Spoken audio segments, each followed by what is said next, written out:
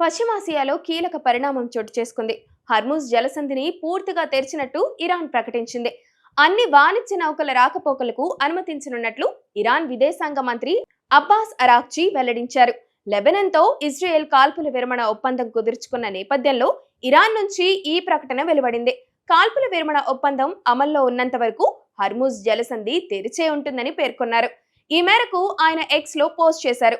Israel, Lebanon మధ్య 10 రోజుల కాల్పుల విరమణ ఒప్పందం కుదిరిన సంగతి తెలిసిందే. అమెరికా అధ్యక్షుడు డొనాల్డ్ ట్రంప్ గురువారం ఈ విషయాన్ని స్వయంగా ప్రకటించారు. అమెరికా, ఇరాన్ మధ్య శాశ్వత శాంతి ఒప్పందం కుదిరేందుకు లెబనాన్, ఇజ్రాయెల్ కాల్పుల విరమణ అంగీకారం అంశం దోహదపడే అవకాశాలు ఉన్నాయి.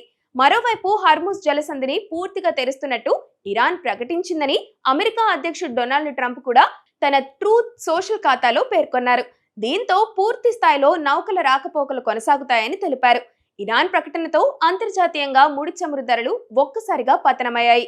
బ్రెంట్ క్రూడ్ బ్యారెల్ ధర 8% మేర క్షీణించి $90కు చేరింది. WTI మే నెల కాంట్రాక్ట్ 9.8% క్షీణించి బ్యారెల్ ధర $85కు చేరువైంది.